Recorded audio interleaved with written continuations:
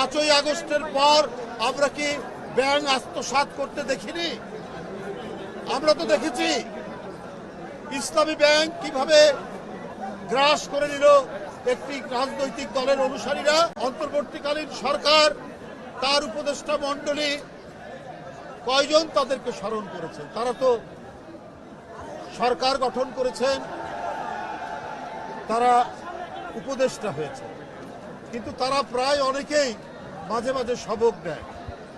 আবার দুই একটি রাজনৈতিক দল দেখি তারাও সবক দেন যে চাঁদাবাজ বিদায় নিয়েছে,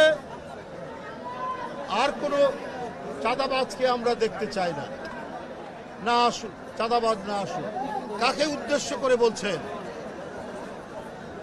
শেখ হাসিনার আমলে যারা ব্যাংক লুট করেছে, ব্যাংক আত্মসাৎ করেছে, এস আলমদের উত্তরসূরি হিসাবে 5ই আগস্টের পর আমরা কি ব্যাংক আত্মসাৎ করতে দেখিনি? আমরা তো দেখেছি ইসলামী ব্যাংক কিভাবে গ্রাস করে নিল একটি রাজনৈতিক দলের অনুসারীরা। তাহলে আজকে কোন মুখে বলছেন এক চাঁদাবাজ পালিয়েছে, আরেক চাঁদাবাজকে কেউ দেখতে চায় না? কাকে উদ্দেশ্য করে বলছেন আমরা কি বুঝতে পারি না? আমরা তো প্রথমেই দেখলাম 5ই আগস্টের পরের দিনই কি করে ইসলামী ব্যাংকগুলো আপনারা দখল করেছেন। এটা কি জনগণ দেখেনি? এটা তো জনগণ দেখেছে। আর আজকে বড় বড় কথা বলেন, কলঙ্ক লেপন করার চেষ্টা করেন বিএনপির নামে।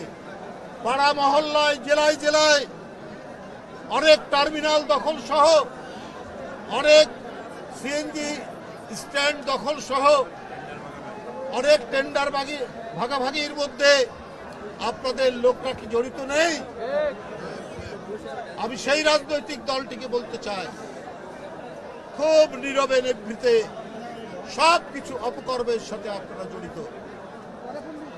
শেখ হাসিনার ব্যাংক আত্মসাতের পর, 5ই আগস্টের পর আপনাদের আত্মসাৎ তো জনগণ দেখেছে।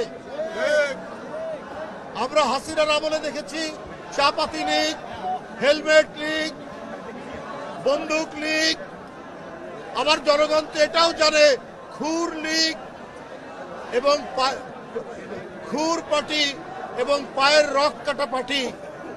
এরা কারা? এদেরকে জনগণ জানে না? কারা পায়ের রক কাটে তাদেরকে তো জনগণ ঠিকই জানে, চেনে।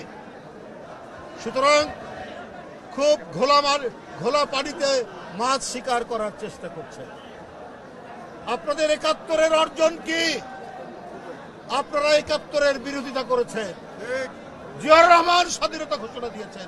এই গৌরব বিএনপি, 71-এর গৌরব, 90-এর গৌরব, এই গৌরব বিএনপি। কারণ সেদিনও আপনারা শেখ হাসিনার সাথে আঘাত করে আপনারা এর সাথে আপনারা সেদিন জাননি এরশাদের কুলাঙ্গারের নির্বাচনে, 86 সালের নির্বাচনে। এটাও তো জনগণ দেখেছে, কিন্তু বিএনপি সেই নির্বাচনে যায়নি। তার নেত্রী বলেছিলেন, দেশের নেত্রী বেগম খালেদা জিয়া, এরশাদের অধীনে কোনো নির্বাচন করবো না, স্বৈরাচারের অধীনে কোনো নির্বাচন করবো না।